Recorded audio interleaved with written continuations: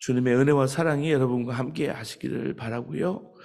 우리가 정말 오늘 이 새벽에 우리 생명의 삶의 말씀처럼 신앙의 유산을 이어갈 하나님의 지혜를 품고 사시는 저와 여러분 되시기를 바랍니다. 지나친 단순화의 위험을 무릅쓰고 말씀한다면 세상에 두 가지 삶을 살아가는 방법이 있을 수 있습니다. 하나는 세상의 흐름에 따라서 그저 순응해 나가서 살아가는 것이고요. 다른 하나는 자기 의리, 자기 지조를 지키면서 세태를 역행해서 사는 삶입니다. 흐름과 영유의 삶을 살 수가 있어요. 여러분 이방원을 아시죠? 이방원의 하여가를 여러분 아시는지요? 이런들 어떠하리 저런들 어떠하리 만수상 드렁치기 얽혀진들 어떠하리 우리도 이같이 얽혀져 백년까지 누리리라. 이 시조를 쓴 이방원은 세상의 흐름에 순응하는 것을 지혜롭다고 생각을 했어요. 그래서 이 시조는 어찌 보면 달간의 미학이 느껴지기도 합니다. 현실에 대해서 투덜거리지 않고 시절에 순응해서 사는 사람의 지혜가 엿보이는 것 같습니다. 하지만 그렇지 않아요. 이 시조는 쓰러져가는 고려에 집착할 것이 아니라 뜻있는 사람들이 힘을 합해서 새로운 세상을 열어보자고 포온 선생에게 말을 건네고 있습니다. 그렇지만 사실 이 노래 속에는 추악한 권력욕이 숨겨져 있습니다.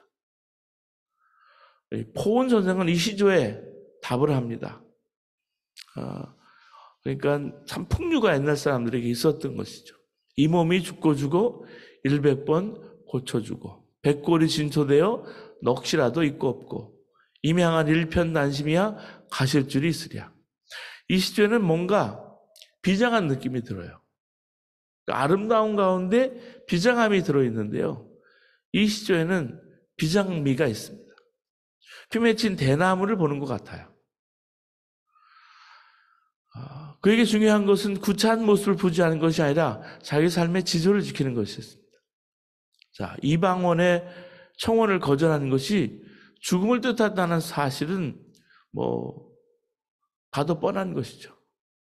그런 임금을 배신할 수 없었다기보다는 자기 자신을 배반할 수 없었던 것입니다. 그래서 포온 선생은 선주교에서 죽임을 당함으로써 자기의 기계와 정말 의리를 지킬 수가 있었습니다. 자, 오늘을 살아간다면 어떨까요? 이방원은 정의 가지는 않지만 처세술에 능한 사람이고요. 포온 정몽주는 융통성이 없을 뿐더러 아주 미혹하기 이를 데 없는 사람처럼 보일 수가 있습니다. 정말 그럴까요?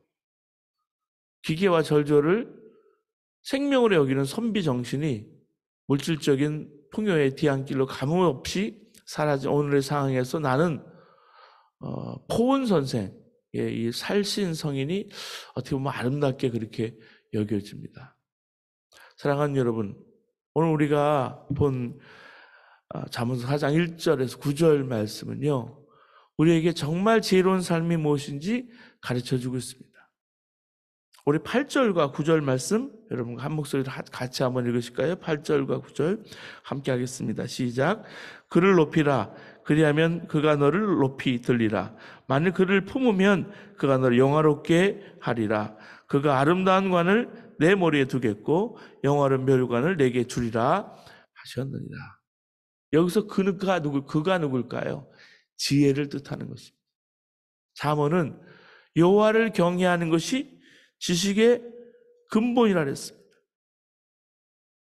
잠언서 1장 7절에 잠언서 전체를 끌고 가고 있는 게 이 주제예요. 여호와를 경외하는 것이 지식의 근본이다. 하나님을 경외한다는 것은 하나님 말씀과 약속을 귀히 여기고 존중히 여긴다는 그런 말씀이에요. 하나님 말씀과 약속을 귀히 여기며 살아간다는 것이 지식의 근본이라는 말은 참 삶의 길이 배움이 많고 적음에 있지 않고요. 정말 하나님이 우리의 삶 가운데 좌표를 바로 설정하는 것을 얘기해 주고 있어요. 하나님 경외와 연결되지 않는 지식은요, 때로는 독이 돼서 사람을 해칠 때가 많습니다. 세상을 시끄럽게 하는 사람들 대부분의 사람들 생각해 보세요. 지식인들이에요. 많이 배운 사람들이에요. 제대로 사는 길, 그것은 여호와 경외를 삶의 근본으로 삼고 지혜를 가슴에 품고 사는 것입니다. 여러분, 이 아침에도 이 새벽에도 주님 앞에 달려 나왔어요. 다윗이 솔로몬에게 그 아들에게 강조한 것이 있습니다. 또 솔로몬이 그 아들에게 강조한 것이 있을 거예요. 그 신앙을, 지혜를 유산으로 남기는 것입니다. 그러기 위해서는 그 지혜를 가슴에 품고 사는 게 중요해요. 다윗은 아들 솔로몬에게 지혜를 의인으로 안에서 교훈하고 있습니다. 8절에 보시면 지혜를 높이라. 지혜를 품으라. 지혜의 근본은 하나님이십니다. 그렇기 때문에 하나님을 높이면 하나님도 그 인생을 높여주신다는 말씀이에요. 하나님은 내 마음에 품을 수 있는 작은 존재가 아니시지만 그분을 내 마음에 품고 살아가면 하나님께서 나를 영화롭게 해주세요. 사랑하는 사람이 사랑하는 사람을 품에 안잖아요. 그렇듯이 아버지와 어머니가 사랑하는 자녀를 품에 안듯이 하나님은 하나님을 사랑하는 자를 품에 안아주시는 하나님이세요.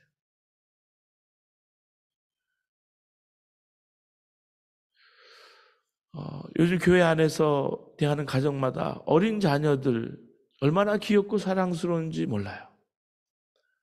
작지만 그 아이가 사랑스러운 거예요. 팬데믹을 겪으면서 접촉을 피하고 품에 안아줄 수는 없지만은 어느 가정의 자녀에도 품에 안아주면 어린아이들도 그 작은 팔로 목을 끌어안고 같이 안아주는 것을 볼 수 있어요.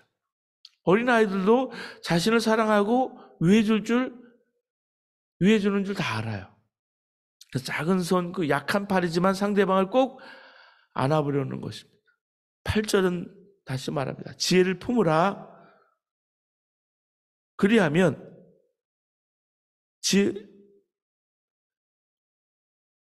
그 지혜가 너를 영화롭게 한다고 말씀해주고 있는 거예요. 그 지혜를 품으면 그가 너를 영화롭게 하리라. 그를 높이라. 그리하면 그가 너를 높이리라. 이렇게 말씀해주고 있고요. 여기서요, 그를 높이라. 그리하면, 이 말씀을 한번 주목해 보세요. 여러분, 그렇습니다. 하나님 말씀을 귀하게 여기면 나를 영화롭게 하신다 그랬어요. 하나님 말씀의 지혜를 소중히 여기고 가슴에 품고 마음에 품고 생각에 품고 성령 충만하게 살아가는 것, 그리하면 그게 중요해요. 그리할 때 하나님이 그 지혜 말씀이 나의 삶을 영화롭게 해주신다는 말씀이에요. 예수님은 말씀 육신이 돼서 우리 가운데 오신 하나님의 아들이십니다. 예수님은 하나님 모든 지혜와 명철을 모두 소유하신 하나님 바로 그분이세요. 그렇기 때문에 하나님 안에 살아가고 예수님 안에 살아가고 성령님 안에 살아가는 거예요. 지혜를 높이고 지혜를 품듯이 예수 그리스도를 높이고 예수 그리스도를 마음에 품으면 주님이 그 인생을 주관해 주십니다. 그 인생을 높여주시는 거예요. 주님이 그 인생을 영화롭게 해주십니다. 주님이 그 인생으로 하여금 그 머리에 아름다운 관을 쓰게 하시는 거예요. 주님이 그 인생의 머리에 영화로운 면류관을 씌워주시는 거예요. 지난번 2015년에 종교개혁 방문 길에 교인들과 함께 종교개혁 방문을 트리니티 끝나고 갔는데 독일의 마틴 루터가 활동하던 곳을 곳곳 들여다보게 되었습니다. 그런 중에 바하죠. 바흐의 고향을 방문할 기회가 있었습니다. 이 바흐가 살던 트링겐의 아이젠하흐에 있는 그가 살던 집과 그 앞에 잘 가꾸어진 크지 않은 정원과 그 가운데 우뚝 세워진 그의 청동 동상을 보았습니다. 요한 세바스찬 바흐의 집안은 200년에 걸쳐서 50명 이상의 음악가를 배출한 중에 기독교 음악의 명문가였습니다. 음악의 아버지라고 불리는 이런 바흐가 아닙니까? 무인 우주선 보이저호에 지구를 대표하는 음악을 실어 보낼 때 이 바흐의 귀한 작품을 담아 보냈다고 하지 않습니까? 이 바흐 집안의 음악가들은 대대로 개신교회인 루터교회의 경건한 신자들이었습니다. 뿐만 아니라 교회 음악가로서 왕성하게 활동을 했습니다. 아이젠하흐 시내 한복판에 있는 성 게오르겐 교회에서 이 바흐는 출생 이틀 후인 1865년 3월 23일에 유아 세례를 받았습니다. 바흐의 다른 형제들은 이 교회의 오르가니스트였습니다. 정교교회가 마틴 루터도 아이젠하흐에 살 때 이 교회 성가대원이었다고 합니다. 정교개혁 이후에 20년 후인 1521년에 보름스 의회에 가고 오는 길에 이 교회에서 설교를 했다고도 해요. 바흐의 가족들은 교회 사역에 강한 은사를 가지고 장인적인 긍지를 품고 있었습니다. 이 같은 신앙과 장인 기질은 요한 세바스티안 바흐에게서 두드러졌습니다. 그가 일가 친척들이 살아가던 중심지였던 중부 독일의 튜링겐 지방에서 바흐의 가문을 이렇게 유명했기 때문에 모르는 사람이 없었습니다. 그 중에서도 요한 세바스찬 바흐의 큰할아버지 하인리 바흐와 그의 아들 요한 크리스토프 바흐와 요한 미하엘 바흐는 중세 기독교 음악사에도 이름을 남긴 또 다른 뛰어난 작곡가들이었습니다. 요한 세바스찬 바흐는 22살 때 먼 친척의 딸 마리아 바르바라와 결혼하여 7명의 자녀를 낳았습니다. 행복하게 살았어요. 근데 결혼 14년 만에 사랑하는 아내가 병으로 세상을 떠났습니다. 그 후에 그는 16살 손 아래인 소프라노 가수 안나 막달레나와 재혼을 했습니다.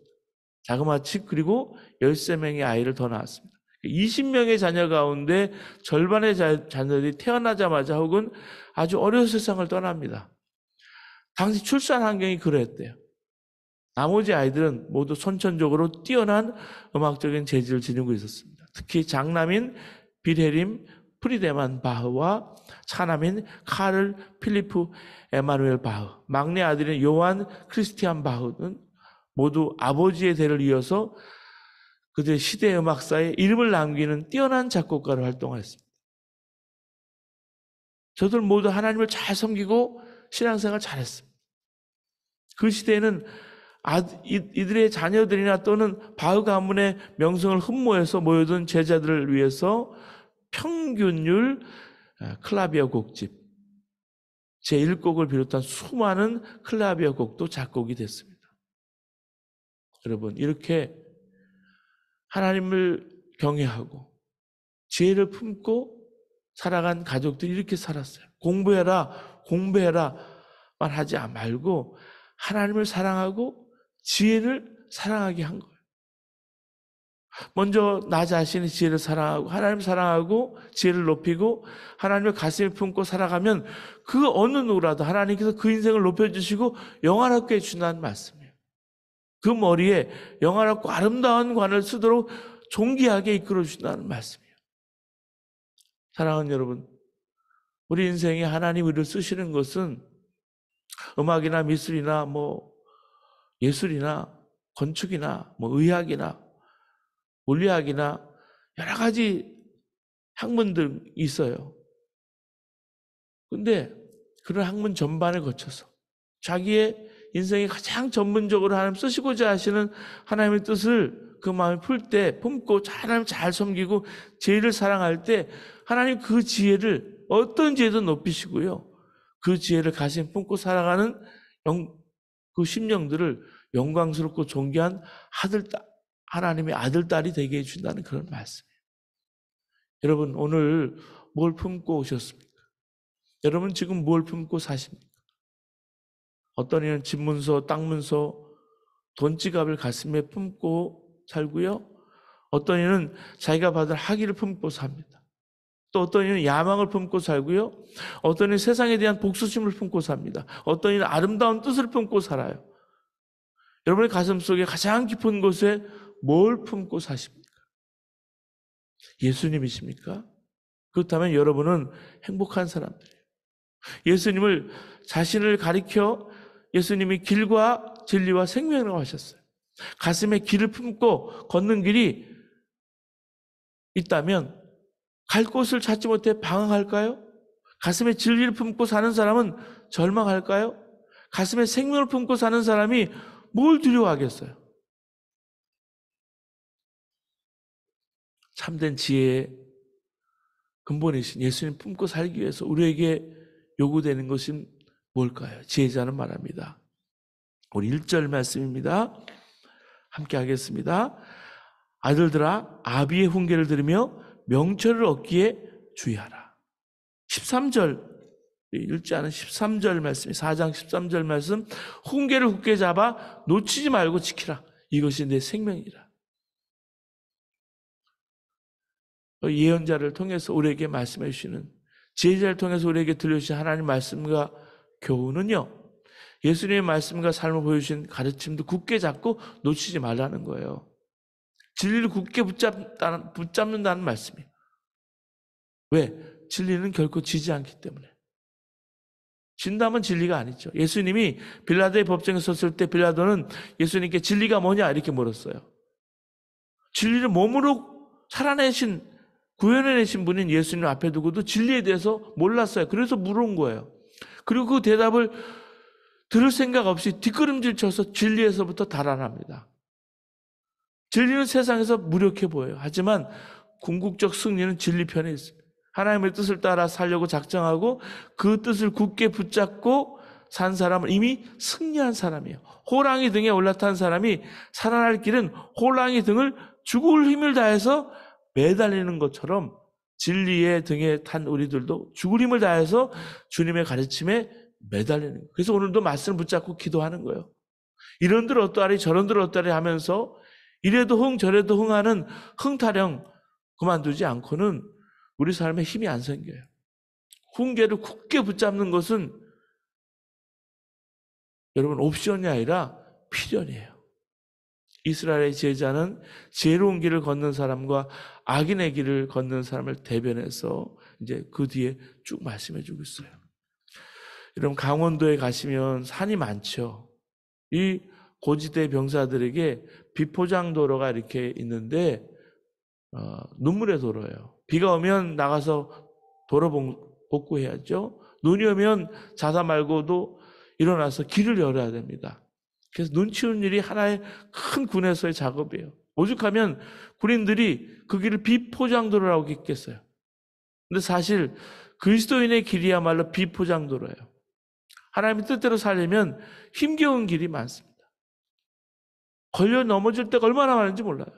그런데도 주님의 길을 걷는 자들은 걸음이 곤란하지 않고 달려가도 실족하지 않습니다. 혹시 여러분 산에 가보셨습니까? 산길이 울퉁불퉁하잖아요. 한순간이라도 방심하면 이 돌뿌리에 채워서 넘어질 수밖에 없어요. 그렇다고 해서 한 발 한 발 일일이 신경 쓰다 보면 길을 걸을 수가 없을 거예요. 길에 나 자신을 맡기고 자연스럽게 리듬을 타다 보면 의식하지 못하는 사이에 모든 험로를 지나가게 되죠. 여러분 그렇습니다.